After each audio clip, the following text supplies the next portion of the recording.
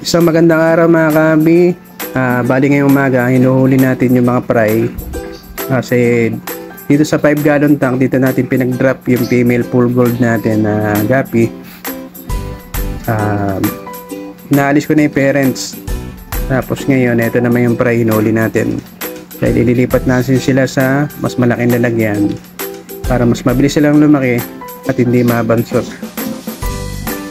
Bali gamit ko nga pala rito mga kabi, ito yung BBS net na maliit lang. Siyempre pag manghuli tayo ng mga fry o yung mga anak ng gapi, dapat dahan-dahan lang.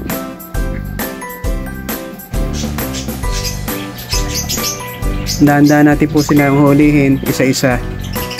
Hindi naman pwede nating biglain dahil maliit pa sila. Pwede silang mamatay pagka nagkamali tayo ng pagkuha sa kanila. Tapos nagtatago rin sila dyan sa halaman, may gapi grass natin, yung aquatic plants natin na yan.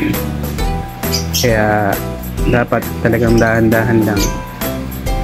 Sa panghuli ko nito ay nabot ako ng ilang minuto rito dahil marami tayong nakakuha mga kaibigan. Yan po yung mga gapi fry na nahuli natin. Siyempre masarap sa pakiramdam dahil medyo marami-rami tayong na-harvest. Problema na lang kung paano natin ito papalakihin. Dito nga po pala sa ating tab na to, dito natin ilagay yung mga full gold guppies. Yung mga full gold guppies na tayo dyan, sasama na lang natin sila dahil wala tayong paglagyan na iba. Yan ang hirap pagka sa gapi talaga, dapat marami tayong lalagyan. Lalo na kung ilang stray na gapi ang alaga natin. Bali ngayon pakakawalan na natin sila mga kaibigan dahil na-acclimate na natin sila ng 10 minutes. Huwag niyo pong kakalimutan na mag-acclimate dahil mahalaga po yan, dahil kung hindi niyo i-acclimate yung isda nyo, pwede silang mamatay dahil maninibago sila sa temperatura ng tubig.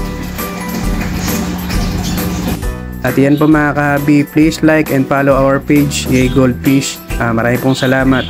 Hanggang sa susunod po. Bye bye.